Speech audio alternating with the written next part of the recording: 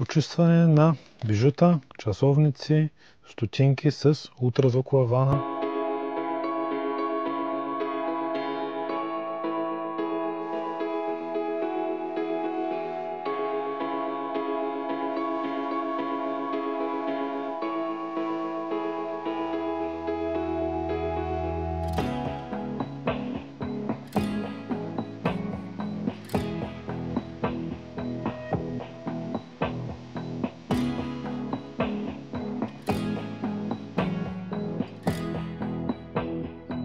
И самата ултразвукова вана, вместимостта е 3 литра, марката е на Vevor, захранваш кабел на 220 волта и кошничка.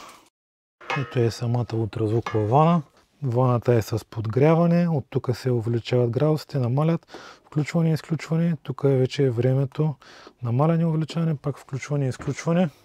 Има си дръжчици така отстрани, може да си я носите. Може да я ползвате за бижута, за очила, за четки за коса, гребени, протези, инструменти, дюзи, карбуратори. Тия бижута, както ви казах, може да си ги поставите така в кошничката. Нали, те някои ще изпаднат, някои няма да изпаднат. Прямо тия обички няма как да ги държим така. Но другите неща може да ги сложите вътре в кошничката и да пуснете ултразвуковата вана. Ще работи, ще ги почисти. Какъв е основният проблем в тази ситуация? Трябва да пълните ултразвуковата вана постоянно, да я изпразвате, да я подсушавате и така нататък. Ако слагате почистващ препарат, нали, пак постоянно трябва да сменяте течността. Може да ползвате ето този буркан. Слагате си бижутата вътре в буркана.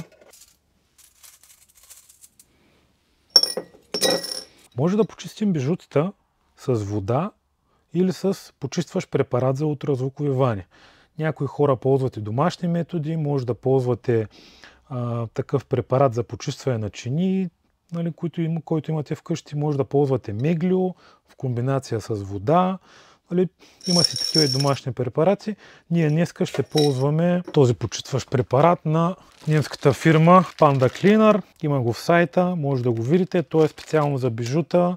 Много е важно да ползвате точно стъклен буркан за почистването, защото ако ползвате пластмасов, той абсорбира до голяма степен ултразвуковите вълни и предметите вътре няма да се почистят така добре. Най-доброто почистване във ваната се извършва долу-горе на 2,5 см от дъното. Съответно, този буркан не е хубаво да стои така много нависоко или да плава във водата. Хубаво е да го оставим и така. Точно тук е най-силното ултразвуково почистване, да се почистят предметите добре. Взимаме си почистващия препарат, ето може да го видите, концентрат е. Тия предмети са доста мръсни. Може да сложим направо 2 капачки от почистващия препарат. И другото го пълним с вода. Ние днес ще ползваме вода от чешмата. Също много добре работи дестилирана вода или деионизирана вода, защото когато изсъхнат, няма петна по почистените предмети. Пълним ултразвуковата вана също с вода. Много е важно да я пълним до самото ръбче, до самата маркировка, не по-нагоре. Така, температурата 25 градуса, тук е на колко е в момента, е 16 градуса вътре. Днеска няма да го ползваме това с нагряването. Нагласяваме на 5 минути. Много важно друго нещо, което мога да ви кажа е: не оставяйте предметите на дъното. Винаги ползвайте кошничката.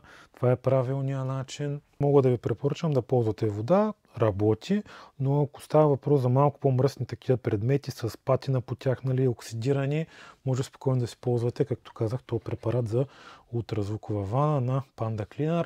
Немски са и вършат много хубава работа. Слагаме си капачката. Пускаме 5 минути. Ултразвуковите вани издават доста неприятен звук. Ако ще я ползвате някъде, служите в друга стая, на някакво място, където да не ви пречи.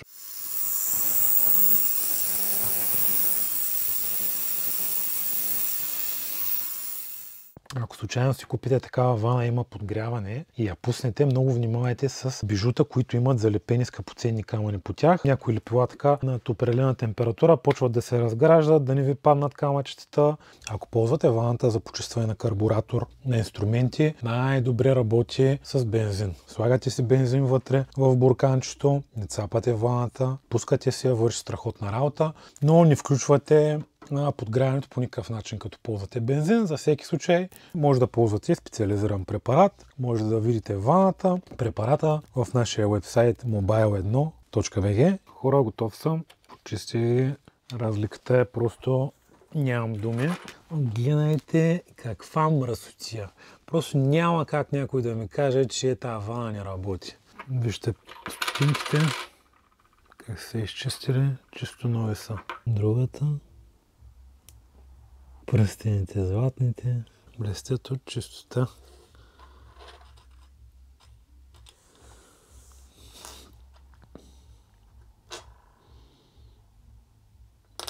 Сребърните герданчета, може би при тях има най-голяма разлика.